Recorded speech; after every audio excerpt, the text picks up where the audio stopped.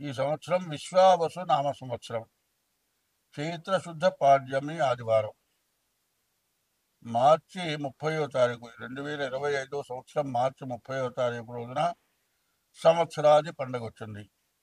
ఈ సంవత్సరాది పండుగ రోజున నవనాయకులు ఉన్నారు. రాజు రవి, మంత్రి చంద్రుడు, తర్వాత సైన్యాధిపతి గురువు, సైన్యాధిపతి తర్వాత సస్యాధిపతి గురువు, ధాన్యాధిపతి కుజుడు, అట్లాగే అర్ఘ్యాధిపతి రవి,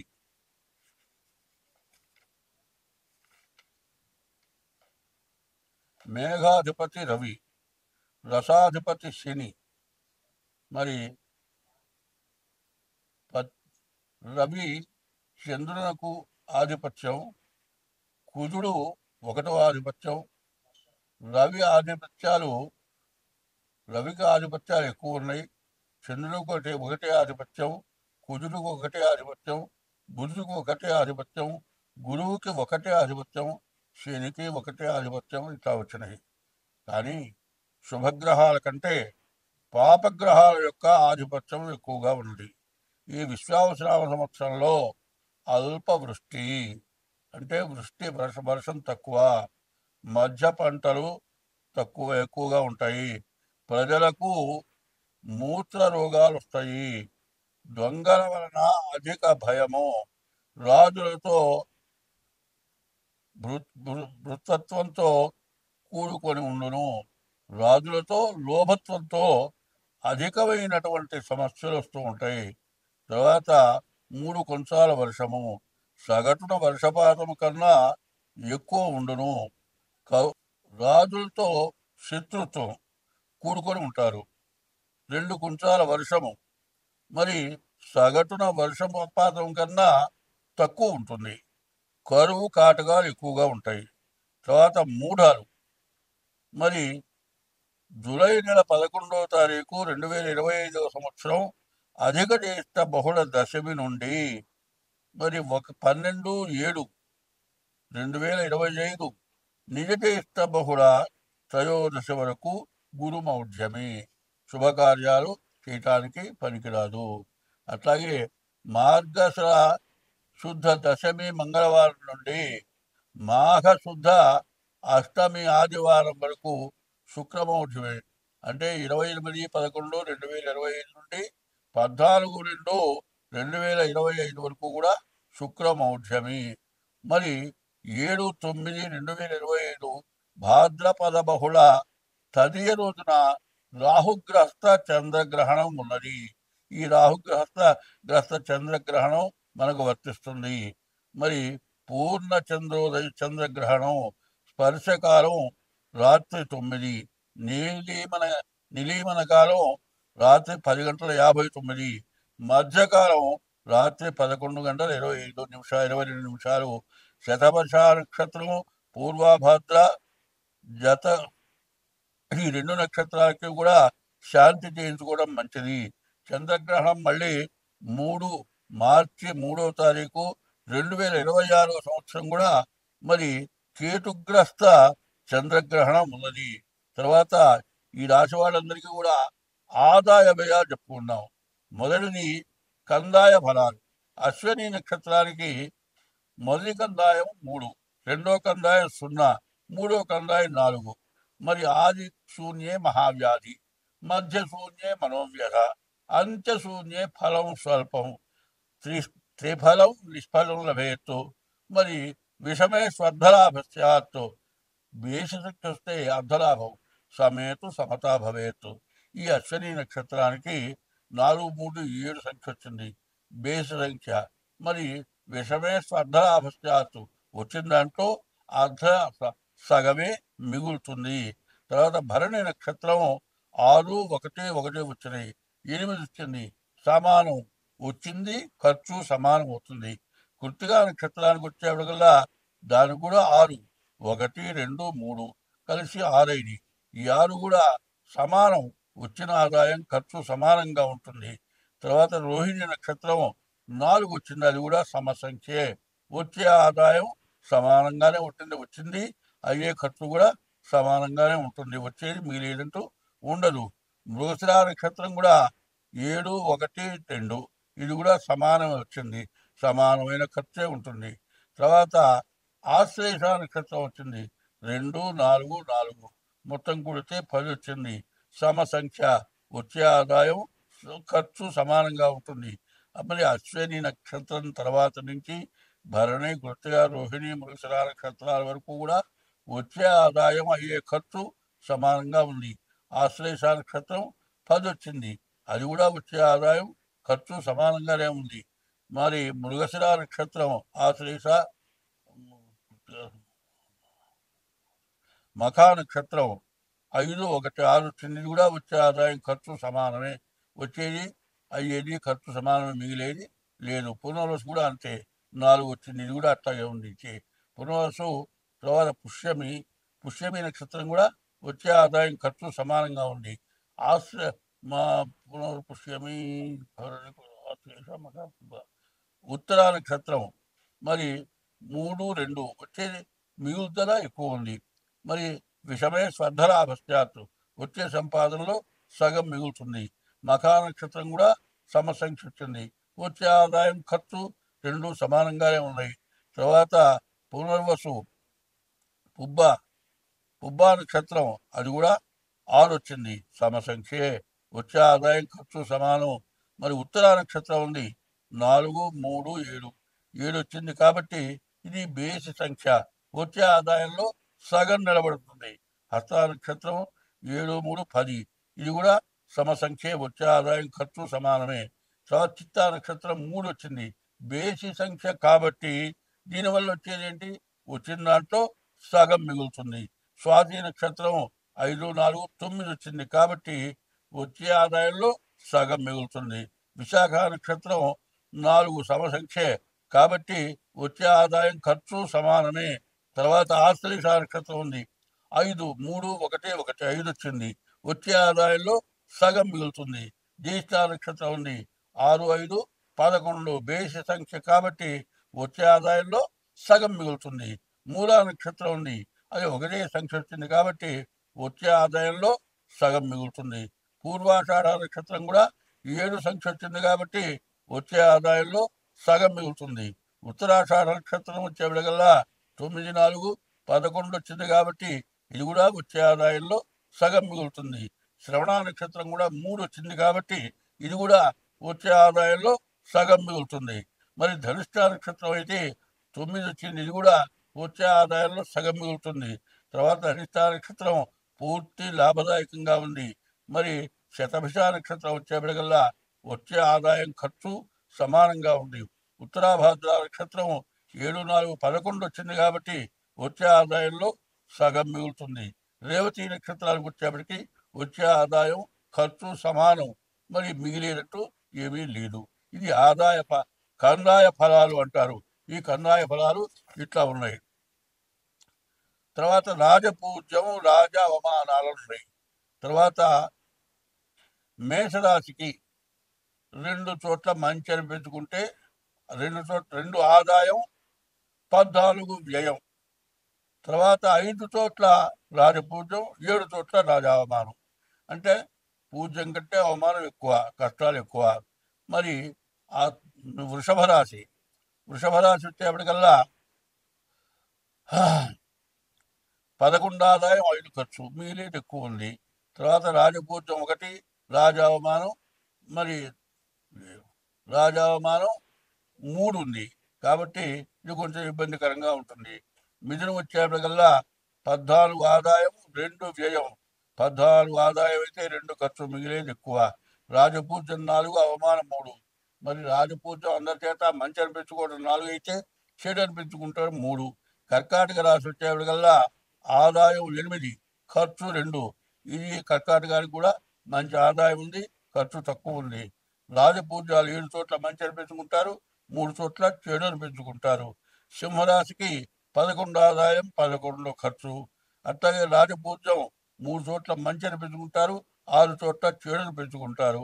కన్యా రాశికి వచ్చేప్పటికల్లా ఆదాయం 14, వ్యయం 2. రాజపూజ్యం 6, 6 చేత మంచిని పెంచుకుంటే 6 చేత చెడుని పెంచుకుంటారు. తులారాశికి వచ్చేప్పటికి 11 ఆదాయం, 5 ఖర్చు. ఖర్చు తక్కువ, ఆదాయం ఎక్కువ. రాజపూజ్యం 2, రాజ అవమానం 2, మరి గౌరవించడం 2, మరి చెడు అనిపించుకోవడం కూడా 2. మరి వృశ్చిక రాశికి వచ్చేప్పటికల్లా 2 ఆదాయం, 14 ఖర్చు. ఆదాయం కంటే ఖర్చు ఎక్కువ ఉంది, అంటే అప్పు ఎక్కువ ఉన్నట్టు. 5 రాజపూజ్యం, 2 రాజావమానం. 5 చోట్ల మంచి పెంచుకుంటారు, 2 చోట్ల చెడు పెంచుకుంటారు. తర్వాత మఖ, ధనిష్ట, తులా, ధనస్సు. ధనస్సు రాశి వచ్చేప్పటికల్లా 5 ఆదాయం, 5 వ్యయం. తర్వాత 1 రాజపూజ్యం, 1 రాజావమానం. మకరానికి వచ్చేప్పటికల్లా 8 ఆదాయం, 14 ఖర్చు, అంటే అప్పు ఎక్కువ. మరి రాజపూజ్యం 3, అవమానం 5, ఇది కూడా చెడు పెంచుకోవడం ఎక్కువ. కుంభరాశికి వచ్చేవాడికి 8 ఆదాయం, 8 వ్యయం. ఆదాయం వ్యయం సమానం. రాజపూజ్యం 7, రాజావమానం 7. మీనరాశి వచ్చేప్పటికల్లా 5 ఆదాయం, 5 వ్యయం. తర్వాత రాజపూజ్యం 3, అవమానం 1. ఈ సంవత్సరం ఇట్లా ఉన్నది. అయితే ఈ సంవత్సరంలో మనకున్న ఇబ్బందులు ఏమిటి, మనం ముఖ్యంగా తెలుసుకోవాల్సిన అవసరం ఉంది. పాపగ్రహ వీక్షణ బాగా ఎక్కువగా ఉంది, శుభగ్రహ వీక్షణ తక్కువగా ఉంది. శుభగ్రహణ వీక్షణ ఎక్కువ ఉంటే ఎంతో మేలు, మంచి జరుగుతుంది. పాపగ్రహ వీక్షణ ఎక్కువ ఉంటే ఎక్కువ ఇబ్బందులు, కష్టాలు, రకరకాలైన సమస్యలు ఇట్లాంటివన్నీ కూడా వస్తూ ఉంటాయి. కాబట్టి ఈ రోజున మరి పూజింపబట్టం కంటే అవమానింపబట్టం ఎక్కువ. అదే కాకుండా శత్రుత్వాలు ఎక్కువ, మంచితనాలు తక్కువ.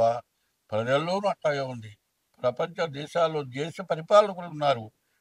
పరిపాలన చేసే వాళ్ళలో కూడా వాళ్ళల్లో వాళ్ళకు వైరం, ఒకళ్ళన్నా ఒకళ్ళు విమర్శించుకోవడం తప్పితే పరిపాలన ప్రజలకు మేలు చేసేటువంటి లక్షణాలు చాలా తక్కువగా ఉంటాయి. ఎందుకంటే వీళ్ళల్లో ఇంట్లో ఉన్నాం అనుకోండి, కుటుంబం ఉన్నాము, కుటుంబంలో నలుగురం మంచిగా ఉంటే ఏదైనా అనవసరమైన ఖర్చులు లేకుండా, సమస్య లేకుండా, స్వార్థం లేకుండా ఉంటాము. అందులో ఒకళ్ళు స్వార్థంగా ఉండి ఎక్కువగా జీతం మొదలుపెట్టారనుకోండి, మిగతా వాళ్ళకి ఇబ్బందే కదా. అట్లా ప్రపంచంలో అట్లా ఉంది. విదేశాలు యుద్ధాలు రావడానికి బాగా ఎక్కువగా ఉంది, విదేశీ యుద్ధాలు కూడా బాగా వస్తాయి. కాబట్టి దీనివల్ల సమస్యలు బాగా ఎక్కువగా ఉంటాయి. కాబట్టి ఈ సంవత్సరం మార్చి 30వ తారీఖున 6 గ్రహాలు ఒక చోట చేస్తున్నాయి. దీనివల్ల చాలా గ్రహ బాధలు ఎక్కువగా ఉంటాయి. ప్రతి వారికి కూడా సమస్య ఎక్కువగా ఉంటుంది. సరే, నా పేరుతో బాగున్నది అనుకుంటారు. అయితే నీ పేరుతో బాగున్నా పక్క ఇంటి వాడితో వాడి పేరుతో బాగా లేదనుకోండి, వాళ్ళ ఇంట్లో ఏదైనా గొడవ జరిగింది, లేకపోతే ఎవరు వచ్చి కొట్టారు, వెళ్ళారు, వాడు పడిపోయినాడు, పోలీసులు వస్తారు. అక్కడికి వెళ్తే కొట్టింది ఎవరయ్యా అంటే ఇంట్లో వాళ్ళు ఎవరో మాకు తెలియదు అంటారు. పక్క వాళ్ళని అడుగుతారు, ఎవరయ్యా, ఎవరు వచ్చారు, ఎవరు వెళ్ళారు చెప్పు. ఇట్లా పక్క వాళ్ళగా అవుతుంది. ఏదైనా కొద్దిగా వైరం ఉందనుకోండి, ఈ పక్క వాళ్ళు చేయించారేమోనండి అనే అనుమానం వస్తుంది. చేసిపోయిన వాడు ఇంకోడు, కొట్టిపోయిన వాడు ఇంకోడు. కానీ పక్కవాడి మీద ఇప్పుడు సహజంగా ఒకరికి కొద్ది గొప్ప వైరం ఉంటుంది. అందుకోసం కొట్టాలి, చంపాలి అనుకోరు. ఏదైనా కొంత ఏదైనా తేడా ఉంటే దాన్ని సరి చేసుకుంటానికి కొంచెంసేపు పోట్లాడుకున్నా సర్దుకుంటారు. ఎందుకంటే పక్క ఇలా వాళ్ళకి ఎట్లా ఉంటాయంటే, భార్యాభర్త ఎప్పుడు కూడా తగాదాడుకోకుండా ఉండే భార్యాభర్త ఉండరు. కొద్దిసేపు తగదాడుకున్నా ఎవరిలో ఏ తప్పు ఉన్నది ఆ తప్పు సరిదిద్దుకొని మళ్ళీ భార్యాభర్త కలిసి ఉంటారు. విడబడిపోతే ఇద్దరికి ఇబ్బందే. కాబట్టి భార్యాభర్త సర్దుకున్నట్లే పక్క ఇంటి వాళ్ళు కూడా అట్లాగే సర్దుకుంటారు. కానీ పూర్తిగా దుర్మార్గంగా పక్కవాడిని నాశనం చేసి పక్కవాడు లేకుండా పోయే పని చేయడానికి దాదాపు 199 మంది ఇష్టపడరు. అదేదో పరమ దుర్మార్గుడు చేస్తే ఆ ఇల్లే వదిలిపెట్టిపోవాల్సి వస్తుంది. అది మనకు ముందే తెలుస్తుంది. కానీ ఈ అనుమానాలు రకరకాలు. ఎట్లా ఉంటుంది, మన ఇంట్లోకి వస్తాడు, కొడతాడు, ఓ సొమ్ము చేసుకుపోతాడు. కానీ ఈ వస్తే ఎక్కడ పోయిందో తెలియదు. ఇంట్లో భార్యాభర్తకో, తండ్రి కొడుకో, తల్లి కూతురుకో తగాదా ఉంటే వీళ్ళలో వీళ్ళు చేశారేమో అనుమానం, పక్క వాళ్ళు వస్తూ పోతూ ఉంటే వాళ్ళు చేశారేమో అనుమానం. ఇట్లాంటి అనుమానాలతో పోలీస్ కేసులు, మరి కోర్టులు, ఇట్లాంటి సమస్యలతో బాగా ఇబ్బందులు పడుతుంటారు. ఇటువంటి సమస్యలు ప్రతి వాళ్ళకి వస్తాయి. కాబట్టి ఈ సంవత్సరం ఎట్లా ఉండాలి, ఎటువంటి గొడవలు వచ్చినా సర్దుకుండే మనస్తత్వం ప్రజలకు కావాలి. భగవంతుడైన భక్తి భారతదేశంలో, విదేశాల్లో, మరి అన్ని చోట్ల కుటుంబంలో తల్లి కొడుకులు, భార్యాభర్తలు, మరి పిల్లలు, ఇట్లా రకరకాలైన సమస్యలు. ఉద్యోగం చేసే చోట ఉద్యోగం సరిగ్గా కుదరకపోవటం, ఉద్యోగం లేక ఇంటికి రావటం, చదువుకునే పిల్లలు చదువు సాగకపోవటం, ఇట్లాంటి విపరీతమైన సమస్యలు వస్తున్నాయి. ఎందుకు వస్తున్నాయి? కుంభంలో ఉన్నటువంటి శని మీనానికి మార్చి 30వ తారీఖు వస్తున్నాడు. అట్లాగే 6 గ్రహాలు చేరుతూ ఉన్నాయి. దీనివల్ల విపరీతమైన సమస్యలు రావడానికి బాగా ఎక్కువగా సమస్యలు కనబడుతూ ఉన్నాయి. కాబట్టి ప్రతి వాళ్ళు కూడా ఈ సంవత్సరం ముందుగా మీ డేట్ ఆఫ్ బర్త్ ద్వారా, అట్లా డేట్ ఆఫ్ బర్త్ లేకపోతే అరిచేయి ద్వారానైనా సరే జాతకాలు చూపించుకొని, పేరు ఫలాలు చూపించుకొని, జాతకం ఎట్లా ఉంది చూపించుకొని, దానికి ఏదైనా ఉన్నటువంటి ఉపశమనం కోసమని శాంతి అటువంటివి చేసుకోవటం చాలా అవసరం. కాబట్టి ఇట్లా చెప్పాలని చెప్పటం కాదు, చెప్పటం మంచి కోసం చెప్పటం జరుగుతుంది. కాబట్టి ఈ రాశి వాళ్ళ అన్ని రాశి వాళ్ళకి కూడా ఇక్కడి నుంచి మేషం దగ్గర నుంచి మీనం వరకు కూడా రాశి ఫలాలు చెప్పడం జరుగుతుంది. ఇప్పుడు మనం వృశ్చిక రాశి ఫలితాలు చెప్పుకుందాం. మేష వృశ్చికయో భౌమ. మేష వృశ్చిక రాశులకి కుజుడు అధిపతి. ఈ కుజుడు 9 ఇంకా లక్ష్మీ స్థానంలో ఉన్నాడు. మరి సప్తమంలో గురువు బాగున్నాడు. భార్యాభర్తలకు అనుకూలత వస్తుంది. తర్వాత గురువు వల్ల భూములు, ఇళ్ళు, స్థలాలు కొనుక్కోవడానికి అవకాశం ఉంది. మరి పంచమంలో మరి బుధుడు చాలా బాగున్నాడు, శుక్రుడు బాగున్నాడు. వివాహం కావాల్సిన వాళ్ళకి వివాహం అవుతుంది. మరి సంతానం కలగటానికి కూడా బాగా అవకాశం ఉంది. కానీ వివాహం అయినా ఖర్చే, సంతానం కలిగినా కూడా ఖర్చే. వివాహం జరిగితే ఎంత ఖర్చు అవుతుందో, సంతానం కలిగేటప్పటికి హాస్పిటల్ ఖర్చు బాగా విపరీతంగా అవుతుంది. గుర్తుపెట్టుకోండి.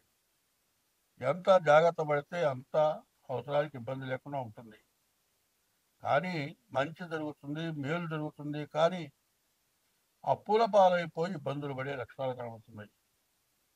మరి కొన్ని ఎట్లా ఉంటాయంటే, అప్పులు అయిపోయి దండగా ఎవరికో ఇచ్చి అగ్గొట్టి గుచ్చుకొని బాధపడే రోజు కొంతమందికి వస్తాయి. కొంతమందికి పెళ్లి చేసి ఆనందపడతాడు, కానీ ఎక్కడెక్కడ డబ్బులు పీక్కొచ్చి బాగి తీర్చలేక 3 ఏళ్ళు 4 ఏళ్ళు అవసరపడతాడు. మరి సంతానం కలిగా సంతోషం అంటే ఆ శిశువు బయటపడేటప్పటికీ ఎంతో డబ్బులు ఖర్చు పెట్టి పుట్టిన పిల్లను కూడా మరి ఐసీలో పెట్టి ఆ పిల్ల బతికి బయటపడేదాకా ఇబ్బంది పడి ఇట్లాంటి సమస్యలు పడేటువంటి రోజులు మరి ఈ రాశి వాళ్ళకి ఎక్కువగా వృశ్చిక రాశి కనబడుతుంది. అయితే వృశ్చిక రాశికి జయమే, అపజయం అంటూ లేదు. కానీ డేట్ ఆఫ్ బర్త్ ద్వారా జాతకం చూపించుకోండి. తర్వాత ఎప్పుడు కూడా ఏం చేయాలంటే, మనిషికి అన్నం పెట్టడం తప్పు లేదు. మనిషికి ఆకలి అయితే అన్నం పెట్టమని అడుగుతారు. నోరు లేని జీవరాశులు కొన్ని ఉన్నాయి. ఆవులు ఉన్నాయి, కుక్కలు ఉన్నాయి. అవి జ్ఞానం కలిగినటువంటి జీవరాశులు. అవి మొత్తం వచ్చి అడగలేవు, సరాసరి వచ్చి నిలబడతాయి. పిల్లులో కుక్కలు ఉన్నాయనుకోండి, గబగబగా తినే వస్తువుల దగ్గరికి వెళ్ళి వాసన కనుక్కొని అవి పడదోసి తింటాయి. పిల్లులు ఉన్నాయి, నెయ్యి పెరుగు తింటాయి. ఇవి వాటిని మనం కొడతాం. అదే మనం అన్నం పెట్టేవరకైనా కొడతావా? కొట్టలేము. మన ఇంట్లో వస్తువుని జాగ్రత్త చేసుకోకపోవడం మన పొరపాటు కాకుండా, అది తిన్నదని దాన్ని కొడితే ఎంత పాపం. తినే వాళ్ళని కొట్టచ్చా? కొట్టకూడదు కదా. అందులో నోరు లేని జీవరాశి, వాటికి వాక్కు లేదు, చెప్పలేవు. నాకు ఆకలి అవుతుంది, నా ప్రాణం పోయేటట్టుంది, నాకంత పెట్టు తింటా అని అడగలేవు. అట్లా చూస్తాయి మనల్ని. ఆ చూసినప్పుడే మనం ఆలోచించుకోవాల్సిన అవసరం ఉంది. ఒకసారి చెబుతున్నా నేను, వర్షం కురుస్తోంది. కరెక్ట్గా వాకిట్లో కుర్చేసి కూర్చున్నా. నీళ్లు గిలకల లోతు నీళ్లున్నాయి, రామచిలకలు ఉన్నాయి. ఆ నీళ్ళలో దిగుతున్నాయి. ఆ కిందేదో గింజలు వస్తే అవి తింటున్నాయి, తడిసిపోతున్నాయి. పాపం చూసి పాపం దీనికి ఆహారం లేదు కావాలనుకొని ఒక కుప్పి బియ్యం తీసుకొచ్చి కట్టేశాను. వేసేపటికి తిన్నగా దొంగలాగా ఒక రామచిలక లోపలికి వచ్చింది. నా కాలు కనిపిస్తే పరిగెత్తుంది. కదలకుండా కూర్చున్నా. ఒక రామచిలక వచ్చి బియ్యం తింటే మొదలు బట్టి ఇంకోటి, కనీసం 30 రామచిలకలు వచ్చి ఒక్క నిమిషంలో కుప్పెడు బియ్యం తినేసాయి. మళ్ళీ తీసుకొచ్చి ఇంకో చారడ బియ్యం పోసాను. అవి కడుపు నిండా తిన్నాయి. ఎందుకంటే మనం ఎప్పుడు కూడా ఆకలి కంటే ముందే తినడానికి తయారవుతాం. అవి ఎక్కడా దొరకకపోతే వెతుక్కుంటాయి. అందులో కాదు, అదే కాదు, అవి తినటం కాక గూట్లో పిల్లలున్నాయి. వాటికి కూడా ఆహారం పెట్టాల్సిన బాధ్యత కోసం వెతుక్కుంటాయి. వర్షాకాలంలో గూళ్ళు నిలవు, పిల్లలకు ఆహారం దొరకదు. మరి నోటితో పట్టుకొని వెళ్ళి పిల్ల నోట్లో ఆ పక్షులు పెడతాయి. వాటికి ఆహారం పెట్టాలి. అటువంటికి ఆహారం పెట్టాలి అంటే మనం ఆలోచించాలి. అట్లా 5-6 రోజులు వర్షాలు కురిస్తే పెట్టా. తర్వాత రోజు ఏం చేశాను, కూర్చున్నా మర్చిపోయినా పెట్టడం. అటు ఇటు తిరిగి వచ్చి నా భుజాన వాలింది ఆ రామచిలక. అరే నువ్వు నాకు పెట్టలేదురా, నేను తింటా, నాకు పెట్టు అని నీకు గుర్తు చేసినట్టు అనిపించింది. మళ్ళీ వాటికి గింజలు వేసా. ప్రతిరోజు కూడా అవి రావటం మొదలుపెట్టాయి. కనీసం వారం రోజులు దాని గింజలు వేస్తే కిలో బియ్యం కావు. రోజు మనిషి అన్నం పెడితే ఒక బియ్యం చాలవు మనకు. పప్పు, ఉప్పు, కూర ఇన్ని కావాలి. చేసేదానికి పుణ్యం ఎక్కువ ఏదుస్తుందో చూడాలి. ఎందుకంటే నోరు లేని జీవరాశికి ఆహారం పెడితే మంచిది. అదే కాదండి, ఇంకో పని చేస్తున్నారు, విని తర్వాత చూద్దాం. ఈ రాశి వాళ్ళకి ఇప్పుడు అర్ధాష్టమ శని నుంచి పంచమానికి వచ్చాడు. మళ్ళీ రాహువు కూడా అర్ధాష్టమానికి రాబోతూ ఉన్నాడు. జూన్ జూలై నెలలో రాబోతూ ఉన్నాడు. కాబట్టి ఈ రాశివాళ్ళు ఎంత జాగ్రత్తగా ఉంటే అంత మంచిది. ఈ రాశివాళ్ళు జాతకం చూపించుకోవాలి. సర్వ విధాల దోషాలు ఏమన్నా ఉంటే నివృత్తి చేసుకోవాలి. ఎప్పుడు కూడా పుణ్యకార్యాలు చేయాలి. అప్పుడు మీ జీవితాలు బాగుపడతాయి. స్వస్తి.